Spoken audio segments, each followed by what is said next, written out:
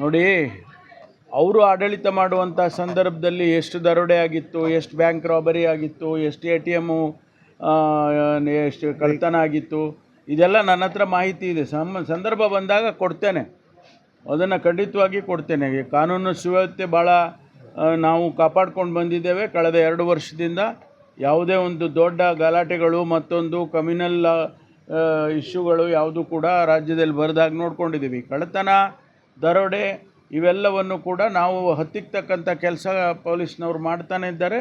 ಈಗ ನಿನ್ನೆ ಕಳ್ಳತನ, ಈಗ ಬ್ಯಾಂಕ್ ರಾಬರಿ ಮಂಗಳೂರಿನಲ್ಲಾಗಿದ್ದು, ಅದು ಯಾರಿಗಾದರೂ ಪೊಲೀಸ್ನವರಿಗೆ ಗೊತ್ತಿದ್ದರೆ ಅದನ್ನು ಖಂಡಿತವಾಗಿ ನಿಲ್ಲಿಸೋರು. ಅವರು ಬ್ಯಾಂಕಿನವರು ಸೆಕ್ಯೂರಿಟಿಯನ್ನು ಇಟ್ಕೊಳ್ಬೇಕು. ಅವರು ಸೆಕ್ಯೂರಿಟಿ ಲ್ಯಾಪ್ಸಸ್ಸು ಅವ್ರ ಕಡೆಯಿಂದ ಆಗಿದೆ.